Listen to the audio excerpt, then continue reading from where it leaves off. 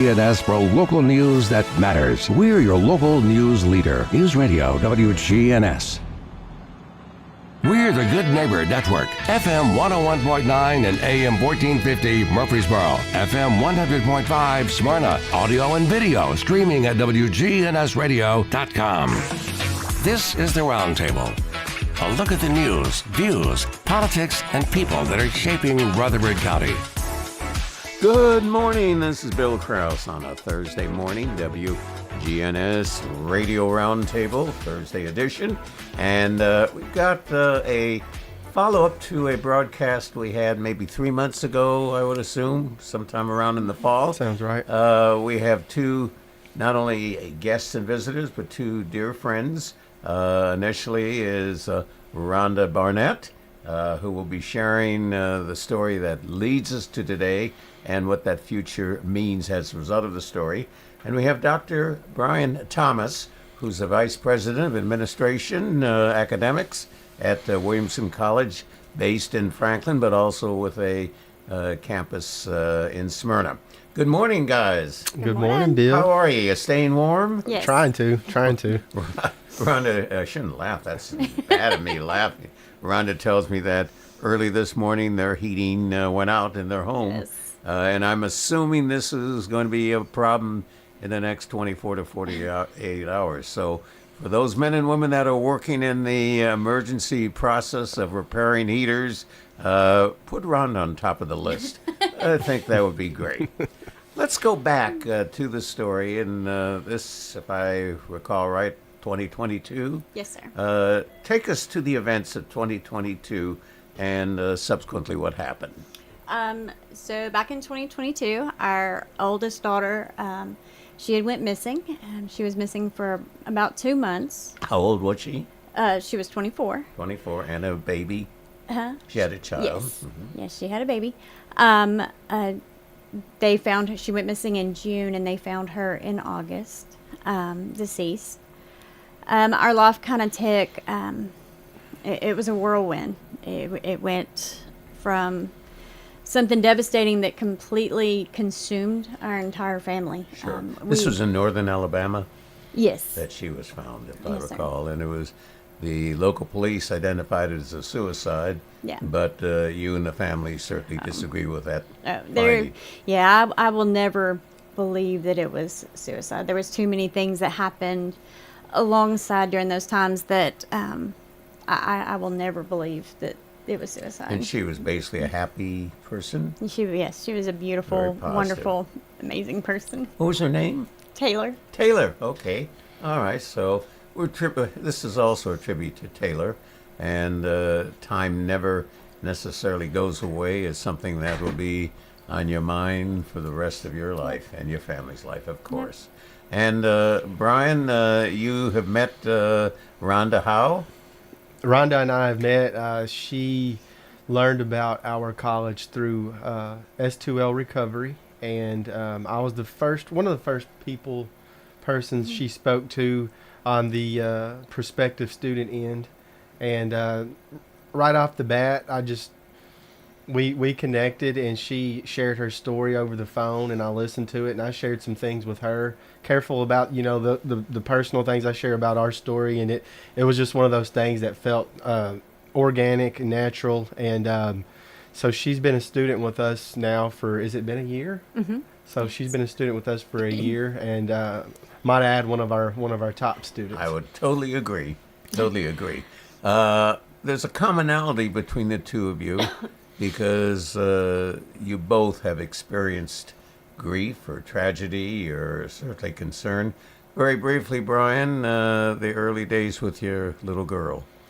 Yeah, so my daughter, she was diagnosed with acute myeloid leukemia in 2021, at the end of 2021, in the heart of COVID. And, we thank God we did not lose her. She's still here. She's approaching year 3 of survivorship. Mm-hmm. But it was one of those things for 6 straight months and then some.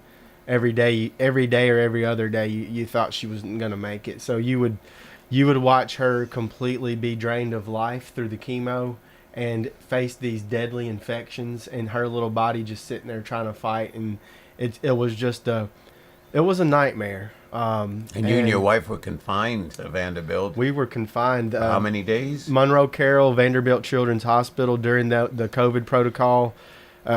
We lived there for 6 months, but when our daughter got COVID, they had to move us into a sort of a confined area to where we absolutely couldn't even leave the room, and that was for almost a month. Wow! Did they bring food in or? through a slot? Oh, so you were really isolated. Really isolated with the toddler getting chemo, and also had COVID. Gosh.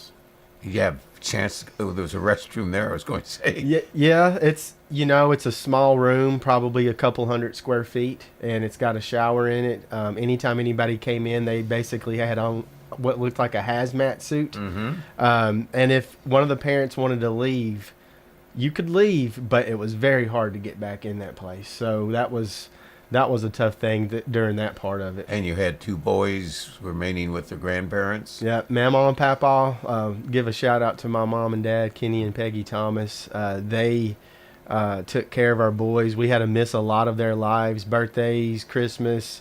But when it was all said and done, they were okay. When they got back home, they'd probably picked up a couple of habits from living with grandparents that we had easy to break. That we had to break.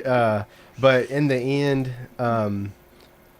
Bill, I can tell you that I think that these boys are stronger because of it, and I think as they get older, they'll always be able to look back at this season of their life as a point of reference as they encounter more struggles and more storms of life. And their love for their sister.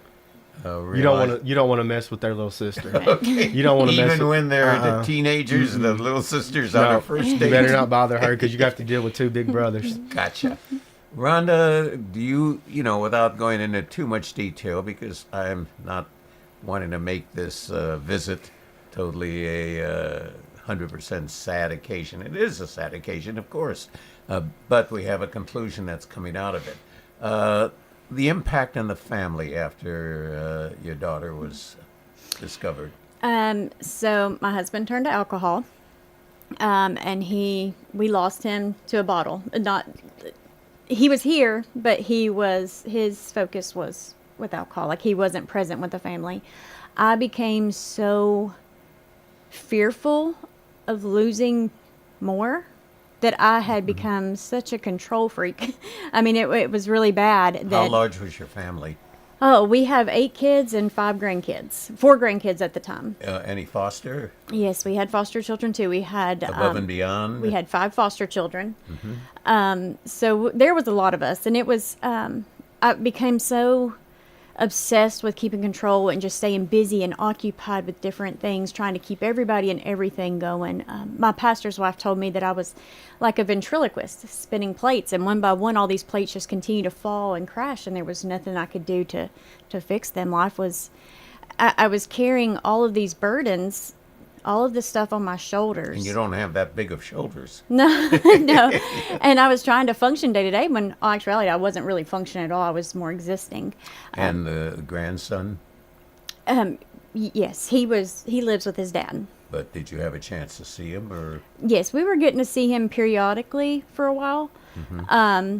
In like just kind of our relationships with everyone, just with our children, all the other children, they began to break and fall apart. Alan lost an addiction. I was struggling with the control so much that it was tearing us apart. And the impact on the kids? Yes. Well, we couldn't figure out how to work towards healing ourselves, so we couldn't even help guide them. We had no clue how to function ourselves. We couldn't guide and mentor our children on how to handle this type of loss. Rhonda, you mentioned that you just really kept yourself busy. A lot of this battle of the suffering, our story's different, but there's commonalities, goes on between the ears. Yeah. Right up here. And that right there, some people, there have been times in my life that I have encountered a traumatic situation and I just run from it. And I do other things to occupy my mind. I myself have turned to alcohol before, and what I've learned is they're keeping, different people have those different ways of coping, And the last thing you want to do is be stuck thinking 24/7 and consumed by what the trauma was. Right. You know, and so Well, if you keep busy, it didn't happen. Maybe you know you so can. I guess is that kind of like your coping mechanism? Is that working for you, or No. not working? But is that what your go-to is? That was my go-to until I hit rock bottom, because you can only carry it so long. And the rubber band breaks. Yeah, exactly. And when I hit rock bottom, that was kind of the point that it was like, okay, I don't know what to do anymore. I finally reached a point that I had no clue which direction to take. And, you know, I remember that night, and I mean, I had full intentions when I woke that morning that would be my last day on earth, because I found no worth with myself. I felt that I was not worthy of anybody's love. I felt like I was just hurting everyone around you me. could talk to at that time? Oh, there was, but I wouldn't. Were they listening? No, I wouldn't. Uh-huh. I wouldn't talk to anyone,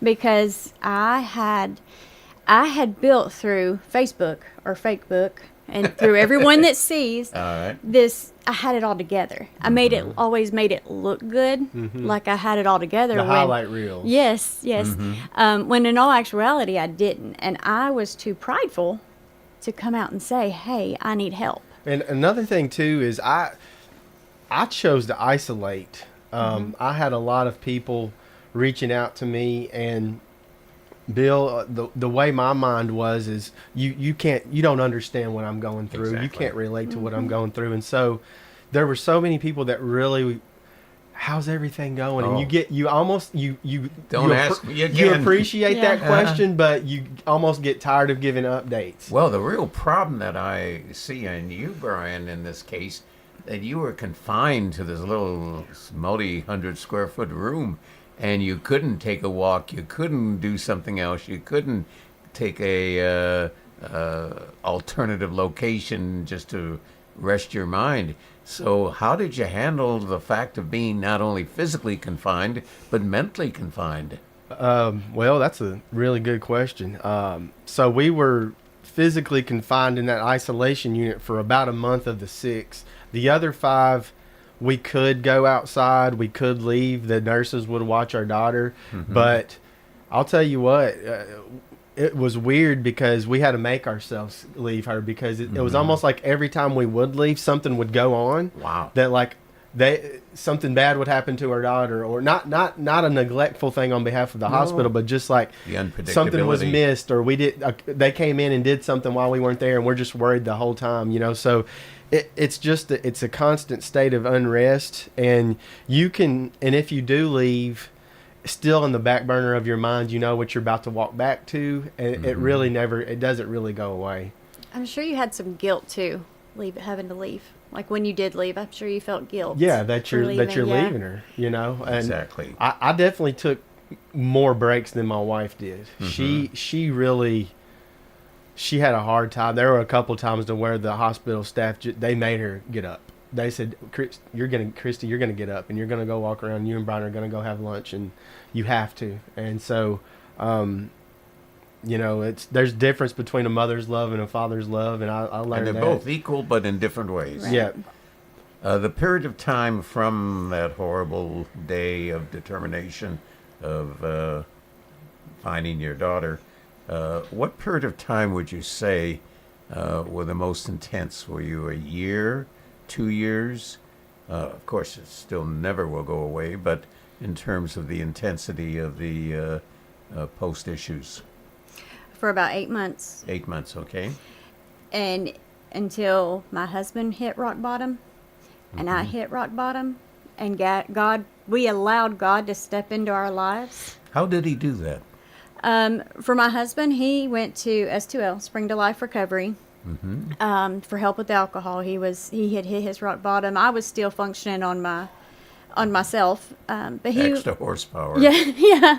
But he went there. He went there. I guess it was about a month into the program, I started seeing a whole different.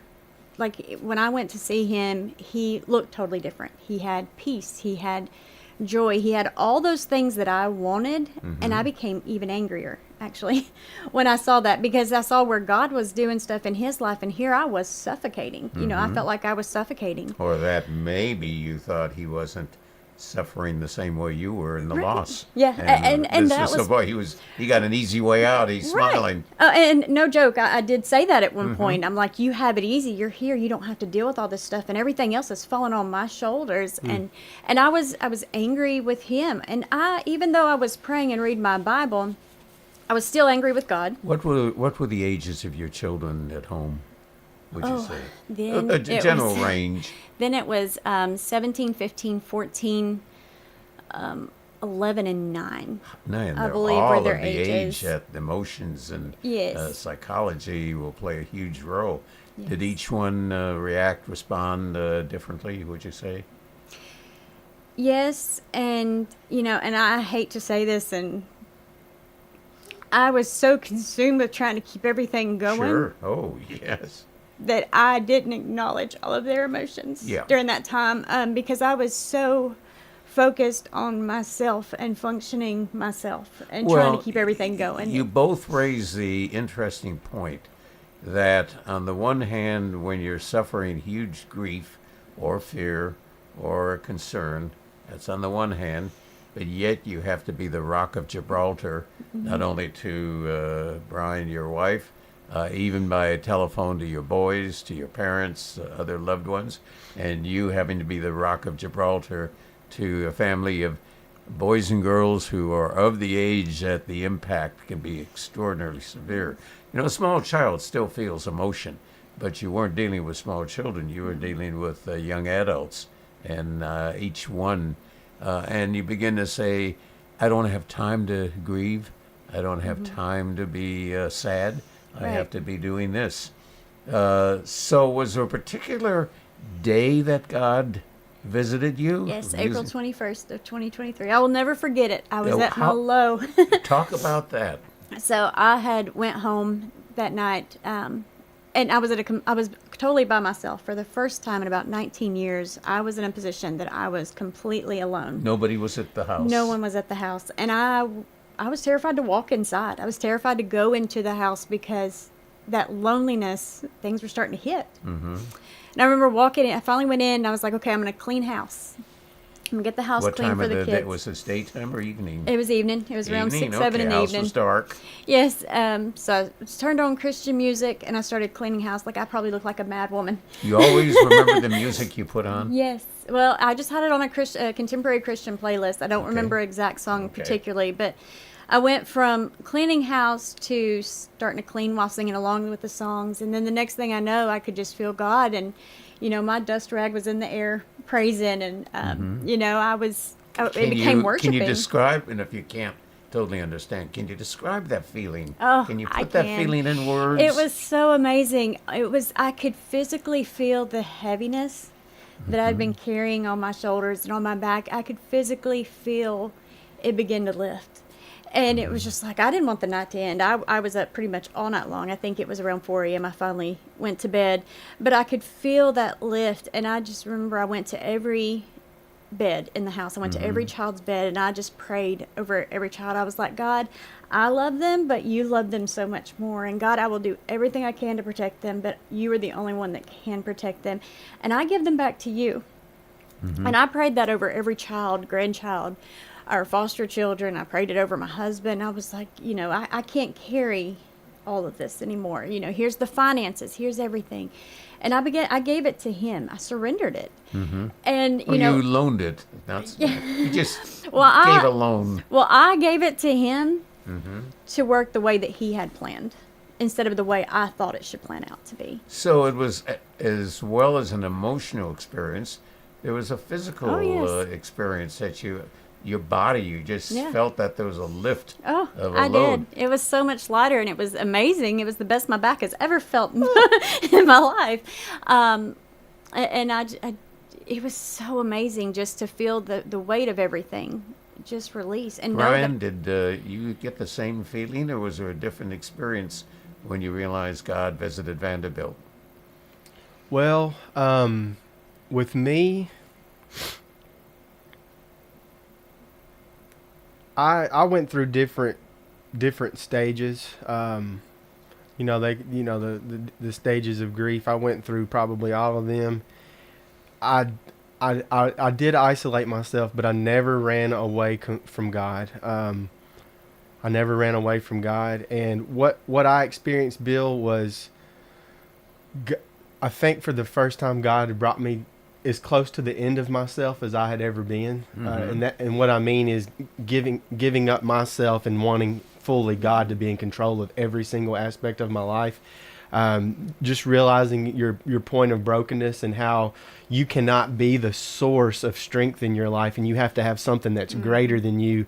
That was the realization that I came to. And then God showed up. He never left me. And when the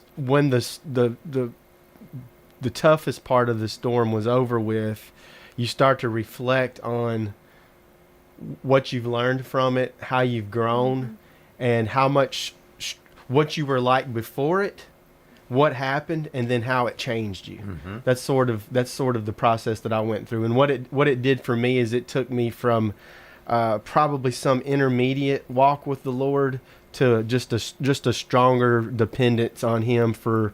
I used to kind of say, okay, God, I need you for these things in my life over here, but when it comes to this stuff over here, I got it. Right. But the question is, were you holding His hand or was He holding your hand?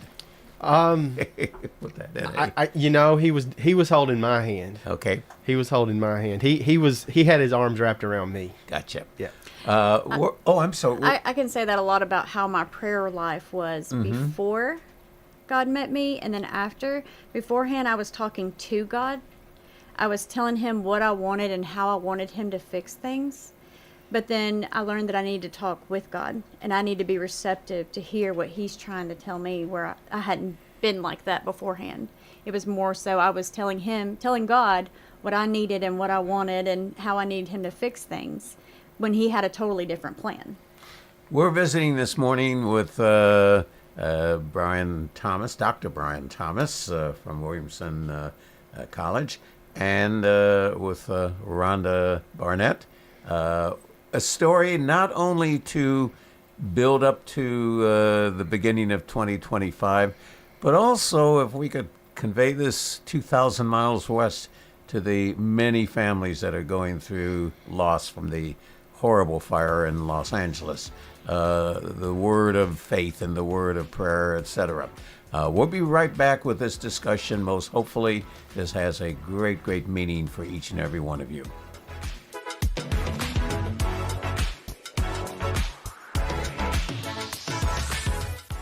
Life's too short to stress about insurance. That's why Ray Call at Rayburn Insurance is here to make sure you have the right coverage without all the hassle. He'll work hard to provide you with personalized service and finding the best solutions for you and your family. Whether you're looking for auto, home, or business insurance, Rick Hall's got you covered. Rick Hall at Rayburn Insurance Agency. Let him handle the details so you can focus on what really matters. Did you know that participating in Murfreesboro's special census could help bring more funding to our city? Here's Murfreesboro Mayor Shane McFarland. Cities throughout Tennessee receive approximately $175 per resident. Those dollars shared with us will greatly benefit our community. Let's make sure Murfreesboro gets its true share. Complete the special census today at murfreesborocensus.com. Count me in. Okay, count me in. And count me in too. Let's make sure every resident counts. Visit murfreesborocensus.com. You don't have hot dogs or apple pie or no Chevrolet to drive, but we have some hickory smoked wings you're just dying to try. You'll try them, you'll like them, you'll give some to a friend. So on a dare, just stop on by and bring in a friend. Slick Pig Barbecue, 1920 East Main.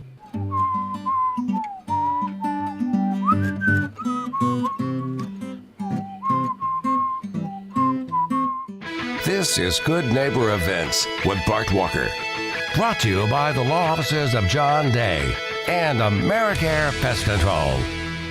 I've got pests, bees, buzzing, rodents running all through my house. Ants chewing wood, and look, there's a mouse. I've overrun with pests, but you're gonna be sure, safe and secure. It's the last rites for those pests. Call the best of the best to get rid of your pest. 893-7111. AmeriCare Services Incorporated. Call us today. 893-7111. WGNS encourages you to shop local. Let's patronize those local family businesses. Put this on your calendar. Saturday, January the 18th is the Martin Luther King Jr. Breakfast at MTSU. Adult tickets are $40 and youth are $20. It's sponsored by the Murfreesboro NAACP, and it will be in MTSU's James Union Building. Again, the Dr. Martin Luther King Jr. Breakfast Celebration is Saturday, January the 18th, 9 until noon, at MTSU's James Union Building. All Shook Up featuring the music of Elvis Presley at the Center for the Arts in Uptown Murfreesboro, now through January the 26th. Don't miss All Shook Up. The Center for the Arts is at 110 West College Street in Uptown Murfreesboro. Your opportunity to buy one and get one free Murfreesboro Parks and Recreation Department monthly or yearly pass to either SportsCom or the Patterson Community Center ends at 5 o'clock Sunday, January the 19th. Those are WGNS Good Neighbor events. Rutherford weather. A winter storm warning will go into effect here early Friday morning. Skies will become mostly sunny here this afternoon. We'll see high into the upper 30s.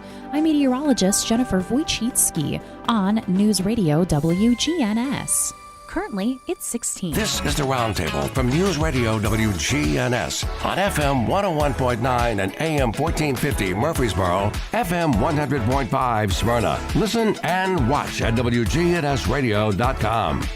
This is Bill Krause with the WGNS Radio Roundtable on a Thursday morning, a rather cold Thursday morning in Rutherford County. But, folks, this is wintertime, and when it's 100 degrees in July, we say, folks, this is summertime. So we just live with the weather. One thing, we have 4 seasons here and enjoy each of the 4 seasons. We're visiting this morning with 2 wonderful people, 2 very passionate and committed and dedicated people to faith, and 2 people who have both experienced trauma, tragedy, and grief. We have Brian Thomas, the Vice President of Academic Affairs at Williamson College. And I'm rather curious, did Williamson College at all play a role in assisting the rebuild of our young lady here after the horrible, horrible loss of her daughter?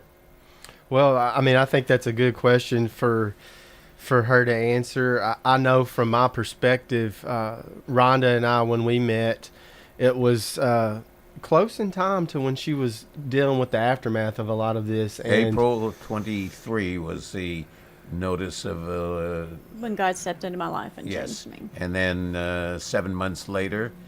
Well, I've got to ask you before you go on. How did you call Williamson College? Or did you call, or you just Brian sent out some special sound? I didn't know anything about Williamson to begin with. As God was healing me, and we went back through my past, and he began to heal me from the things of my past, too, that I was still carrying. He began to lay on my heart to go back to college. And I was reluctant. I had too much going on. This was just not going to work. Had this been a passing thought for you before? Yes. No, it wasn't. It wasn't something I'd even considered. This was something that he guided me to do, and I was against it at first. I was trying to bargain. I was like, God, I can't do it. I've got all these kids. I've got this job. Well, then he places me in a job that allows the flexibility to attend school. And, all the different things that I would bring up, the why I couldn't go back to school, he showed me with each one of them how I could. So finally, it was Christmas of 2023, and I finally talked to Alan, my husband, and the kids. Just a year ago? Yes, I've been there a year. And I told them what was on my mind, what I feel God was laying on my heart, and they were all for it. And I was surprised because I was kind of looking for them to say, "No, Mom, don't go back to school. That will take so much time, We need you. Yeah, so I was looking for that, but no, they were encouraging, and my husband was encouraging, and he had mentioned how S2L had partnered with Williamson College And so I started looking there, and I kind of compared to several others as well, and I kept being pulled back to Williamson. So it was the end of December, 1st of January, I did reach out to Williamson. At first, I just put in my application because I was like, okay, I've been out of school so long, I probably will not get admitted. You know, I haven't been to school in years. Well, then I heard back from someone pretty much the very next day. And then I began talking with Brian. The whole process was so smooth. I was so surprised that it went the way that it did because I looked for there to be barriers to prevent me from going back. But there wasn't. It was like God had already paved the path to bring me in.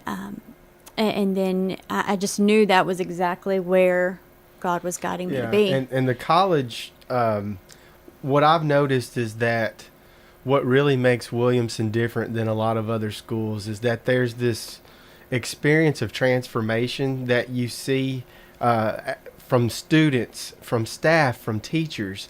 And when I say transformation, people come, everybody comes with their own story, everybody comes with their own goals, everybody comes with their own set of circumstances.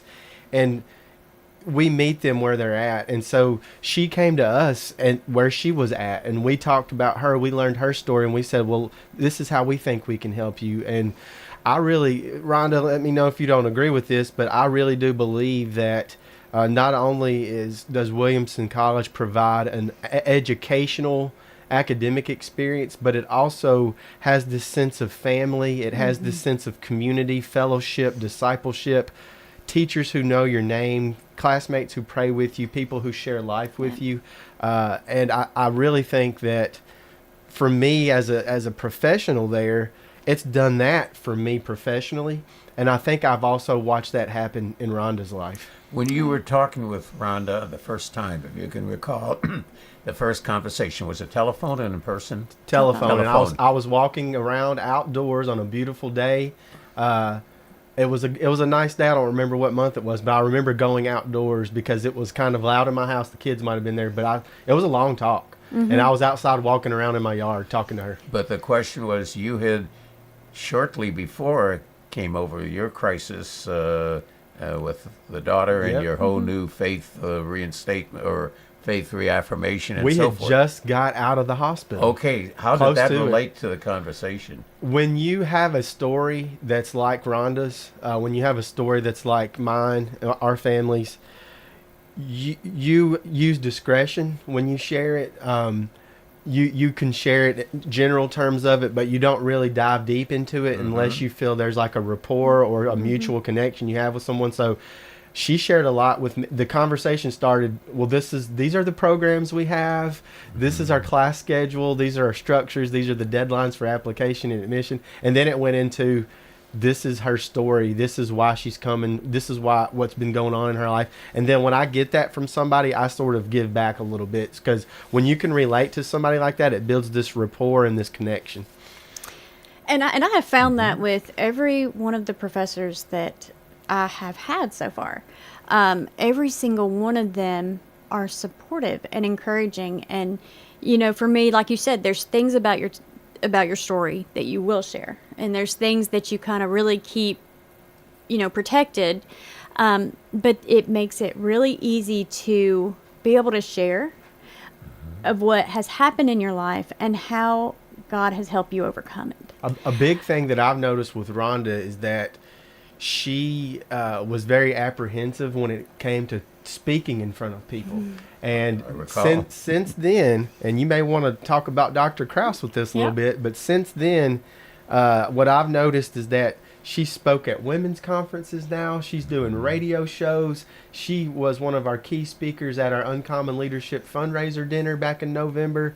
Rhonda, will you talk a little bit about how that confidence has developed, and maybe if Dr. Krause has played a role in that? So one of my very first classes was Dr. Krause's public speaking class.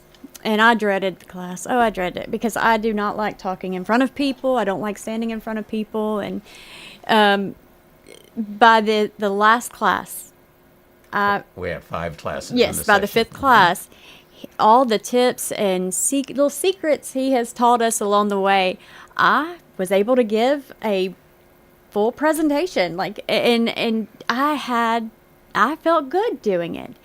And I learned how to gain what I always call is Godfidence. I really, since coming to Williamson, that is something that I have learned that I can't do it on my own. I don't have the confidence to, but I have God, and He gives me that strength to give me the confidence to be able to stand up and talk to people and to reach out. And, but yeah, your class was amazing. I remember you were so worried about, I don't know how I'm going to do in this public speaking class. I said, well, Dr. Krause is one of the most fabulous communicators I've ever met, and he creates such a warm, welcoming atmosphere. I think you're going to do just fine. Well, you shared some stories right off the bat that just really... Well, there was a secret weapon that Brian was alluding to, and you're alluding to, and it's probably one reason, not putting a plug in for Williamson College necessarily, but it was something that I saw for the first time that I've never seen in many, many decades of teaching. The entire class circled around you and circled around each student, not only applauding when you were done, but totally part of your experience. And I can remember when you were initially sharing, and also one particular fellow student sharing her issues in Canada. And I can remember that the entire class weren't just sitting there as fellow students, weren't just sitting there as, oh my gosh, we only have an hour and a half left to go in this class, but totally incorporated into the emotion and the psychology and the effect of your presentation. So you were speaking to fellow students who were not just an audience, they were supportive, more than supportive, they were part of you. Oh yes, and the students there at Williamson, like you said, Williamson becomes like a family. It really does. I will see these other students, and I sometimes I call them kiddos on accident, just because I'm so much older than so many of them in some of the classes, and what am I supposed to call them if you call them kiddos? Sorry, grand kiddos. There is mentorship that goes on amongst the students. Absolutely, there is, and very active. These students, the stories they share. The younger students learn from the older students. The older students learn from the younger students, and it's this. There's wisdom shared, and there's just something about people sometimes opening up, making themselves a little bit vulnerable, that creates for even in the classroom just a better experience, a more engaging experience. Mm-hmm. You could almost make the comment that God is sitting in the classroom. Mm-hmm. Oh, amen. And in terms of being there as support is so significant.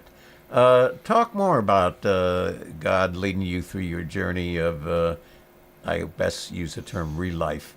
Mm-hmm. You're reliving re-life. You're never going to forget that horrible day in 2022. But in terms of your spiritual direction, and that goes with you too, Brian, in terms 3 years of remission, but you still in the back of your mind, could that horrible thing bounce back? Mm-hmm. And how you build and maintain the support, internal support, as well as the support to all others who depend on you for support. So for me, healing, I felt God couldn't heal me from the right now until I went back through my past, through my childhood, through things that have happened along the way, and things that I have pushed so far back that I didn't realize they still had me chained. I still carried the weight of those things. And I had to seek healing through each one of those, and then healing through the right now. And as God began to transform my life, I started seeing it in my children's life as well. I started seeing them change. I started seeing our desires of what we want. When I reassess how our life was to how it is, and I look at it, we were always chasing popularity, fame, how many Facebook likes or hearts we can get, the money. We were always chasing the wrong thing. And through the transformation of my heart, God took what I believed as the unworthy person that I was, the broken, shattered person, and He put me back together, and He gave me a new direction, a new desire. It's not about the money. It's not about what the world looks at or how the society views things, the cultural lies. I want to seek what God has planned. I learned my identity of who I was in Him, not what the world tells me. And I learned to seek what he wants for me. And kind of like going to college, that wasn't a door that I wanted to walk through, but it was a door that God said to walk through. So no matter how reluctant I was at the beginning, I walked through it because that's where God was guiding me. And I know that, when we hit trials and we hit hard times, it's easy to want to try to take things upon ourselves to try to do it. It's easy to try to resort back to, I'm the person, my flesh is going to handle this, I'm going to work X amount of hours, I'm going to make the money, I'm going to do it, I'm going to take care of it. But if we surrender those things to God and we allow Him to guide us and to lead us, then He is able to work everything out. I'm not good at making big decisions because I don't know what's coming. But if I trust God with them, He knows what's in front of me. He knows what's behind me. He knows what's coming in every direction, 5 years, 10 years, 20 years down the road. So I think a lot of it is we just have to all learn to continuously trust God and not resort back to trying to rely on ourselves. Your anticipated graduation date is when? 2025. I think it is sometime in 2026. Okay, so that's when you're going to start your master's, right? Perfect recommendation. But having said that, you will be going through graduation in next year, 2026. Mm-hmm. And I will be in the audience, God willing, and I will be looking up and I will be seeing you as you formally are announced as a graduate with your bachelor's degree from Williamson College. But I will probably notice you looking above you as you're taking that step. Both thanking God and praising and thanking your daughter up there with him. Oh, yeah. And literally the support. And believe it or not, a lot of what you're doing is for her. Yeah, because God takes what the enemy means for evil and He turns it to good. And He has taken, even though it has been, it's been awful. Sure. Awful. Oh, I mean, I can't describe how awful it's been, but He has used it for a purpose. He has created a plan with it, and we have seen our family bond strengthen dramatically. All of our relationship with God, our children's relationships with God. My husband's, he's working in the ministry at S2L now, and we wouldn't be where we are if it hadn't been for God taking that tragedy that we had and transforming it to a way that He can use it for good. I was going to say real quick, and I think, Rhonda, with you guys, since this is still so fresh, it's still the best is yet to come. I really do believe that you're saying things like God is putting me back. It's a process, and I think that He's using us. What is in store? I think it's going to blow your mind. I think that you're just barely breaking the surface right now, and whatever is in the future, it's going to be absolutely amazing. And I would definitely set my eye on that. But Bill, did you want me to kind of address the same thing? This is a visit, not an interview. Okay. I'll tell you what I've realized is a lot of this has to do with your attitude and your perspective. It's really easy for me to go to the dark places, and I have to remind myself, golly, I've seen so many other people. When you live on the 6th floor of the cancer unit at a children's hospital for 6 months, you constantly are surrounded by a lot of people who have it a lot worse than you do, and so I have to keep my attitude in check intentionally on a daily basis, because the way our minds work subconsciously, sometimes they can just slip off into these places, and then the Lord will remind me that He's sovereign, that we are finite. We are finite beings. God's not. He's infinite. He does not time, space. He's in control of everything. So I have to remind myself of that, because one thing that I'm going to be working on this year, Bill, is the level of control that I have in my life, because I'm a person who has a high need for control, and that's going to be one of the things that I actually work on this year. We have to take a break, but when we come back from the break and the remaining moments we have of the program, I'd like both of you specifically to direct other people who are going through crisis, either from a loss or from a threat of loss and what have you, and that you will be talking to them not necessarily just in generic terms, but you may say a word or a paragraph or a sentence or a phrase that could trigger off a fantastic positive reaction. So we'll do that right when we come back from the break.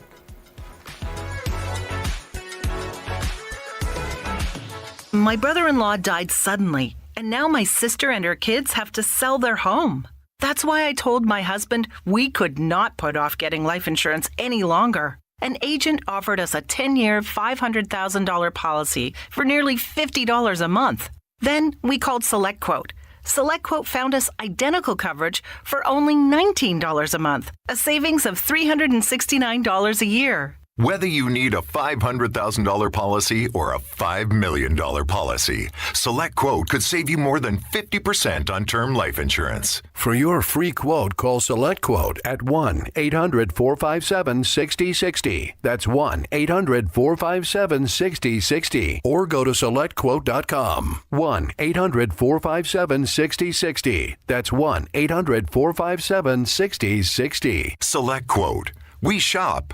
You save. Full details on example policies at selectquote.com/commercials. Broadcasting from the Middle Tennessee Electric Studios, MTE has provided light, comfort, and connection to our community since 1936. As your trusted energy advisor, MTE is always here to help. Connect online or download the My MTE app. First Shot, growing in Christ with life and athletic skills. So we teach God's Word at everything we do to implant it in them so that they understand that the only way to get through the world is with God on their side. First Shot founder and executive director Andy Herzer. Our focus is on our inner city here at Patterson Park. From academics to athletics, First Shot's focus is toward building a stronger, more courageous spirit to face opportunities and obstacles that our youth confront every day. To find out more about First Shot, go to firstshottn.org. This is Kim Dunaway from Sunshine Nutrition Center. You hear me on Monday mornings at 7:20 talking about how to lead a healthier lifestyle. We carry supplements, personal care, and grocery items at both our Murfreesboro and Smyrna locations, family owned and operated since 1989. At Bud's Tire Pros, we sell all major brands of tires, and we invite you to stop by today for that next set of tires. Or maybe you need us to check out your vehicle before you head out of town. We offer everything from brakes to batteries, alignments, and more. No appointments necessary, just stop on by. I'm Allison Mitchell with Bud's Tire Pros. We're located on East Main Street, exactly 3 miles from the town square, 1 mile past Rutherford Boulevard. Visit us online at budstirepros.tn.com. Smith dribbles to the top of the key and lets it fly, and it's no good. Oh, but wait, he was fouled. They'll have another chance to win. Hey, you know what this reminds me of, Bob? The game against State last year? Nope, the bonus scratch instant games from the Tennessee Lottery. They give you 2 chances to win, one on the front of the ticket and one on the back. Okay, that's random. Play the bonus scratch instant games today for your chance at up to $500,000. The Tennessee Lottery. Game-changing fun. Please play responsibly. This is the Roundtable from News Radio WGNS on FM 101.9 and AM 1450 Murfreesboro, FM 100.5 Smyrna. Listen and watch at wgnsradio.com. This is Bill Krause in our final segment of the WGNS Radio Roundtable, Thursday morning edition. And we're having a delightful, I shouldn't use the word delightful, I would say a very in-depth visit with 2 friends, Brian Thomas, Dr. Brian Thomas, and Rhonda Barrett, hearing the story of loss, hearing the story of tragedy. If there was someone out there, and I'm sure with our listening audience there are those that have experienced recent loss or certainly threat of loss and what have you, give us some suggestions, if those actually work, of how people should deal with loss. You mentioned a moment ago, or right before the break, Rhonda, that this has allowed your family to come together. Many tragedies of this nature, families break, and they can't handle it, and they split out, and it's never to be put back together again. But what are some of the strategies and techniques, initially beginning with yourself, both Rhonda and Brian, of In the middle of the night, you wake up. What are you thinking about? You're driving. You see something that is very reminiscent of a memory, of a thought, of a process. What would you suggest to people who go through loss? And many of us go through loss. So I would say my best advice would be when it is weighing on you and the tears are flooding and your heart is hurting, turn to God. When you're feeling all these negative emotions, those are not from Him. Those are from Satan. Give it to God. He loves you so much that He sent His Son, Jesus Christ, to this earth to be mocked and beaten and nailed to a cross for you. And He was buried and He rose again so that way you have an eternal life with Him. And no matter what you're going through, no matter how hopeless it may feel, don't lose hope. Focus on what's above, because He will take everything that we we have no control over, and He will turn it into something beautiful when we trust Him and fully surrender it to Him. As far as us trying to do it on our own, we can't.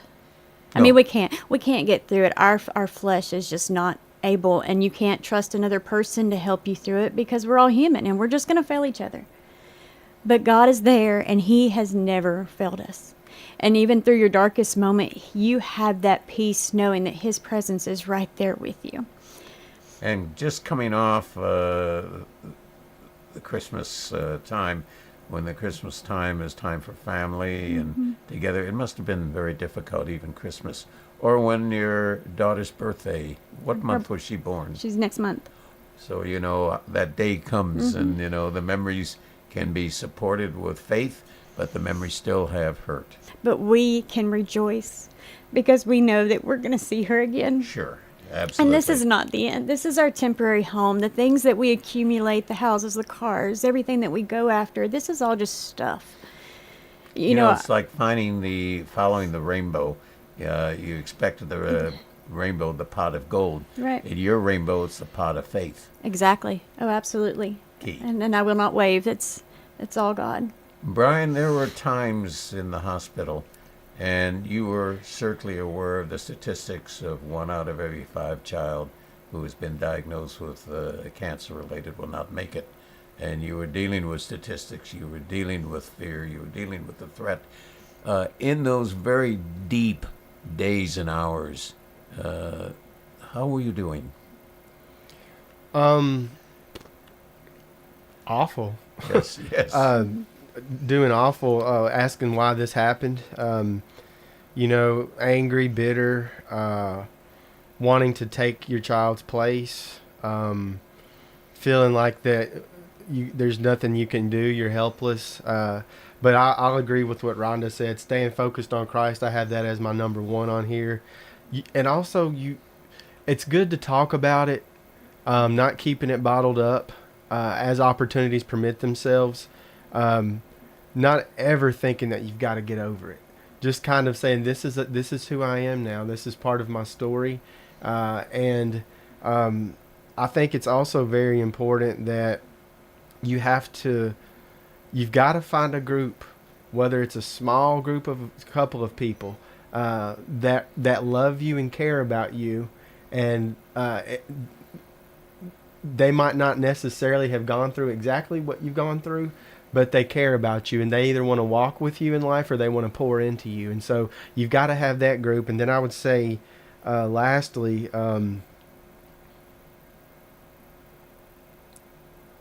as you're going through this trauma, know that in the future there will be a day or many days that you're going to encounter someone who has been through or is going through what you are, and you're going to be able to minister to them, and you're going to be able to share what you did and how you experienced it, so that you can help others who have gone through, who are going through the same thing. It's a network of people that have suffered and that can help each other through that suffering. So that's what I'd say, Bill. And then kind of like lessons that I've learned from this is just how valuable time is. How every person that comes across your path in life is there for a reason, and it's important, and you should value that. And So I would just say that, like Rhonda said, that a long time ago I stopped. I'm in this world, but I'm not of this world, and I sort of gave up on that. And there's a lot more important things than the cultural things that are out there. Rhonda, you've been after public speaking, you're out speaking to groups, you're out sharing your message. Have you ever thought, I mean, I just think you would be so super here, thought about talking to other parents who have lost a child in the same way you lost your daughter? Yeah, I would love to. You know, that would be a neat thing to say, you know, we've been through this in the same way, or the same with Brian, other parents who are going through at Vanderbilt or another medical facility you know, is there strength to be out there? Or do you just give yourself to the Lord and you specifically say, okay, take my hand? Do you find the situation, and as time goes on, you will certainly phase it down to a degree, but whenever you talk to people, do you have a highlight, a bright spot in the future besides finding God? We're in a new year, we're in a new way, we're in a new time. How do you, in our concluding comments, how do you tell people optimism within tragedy?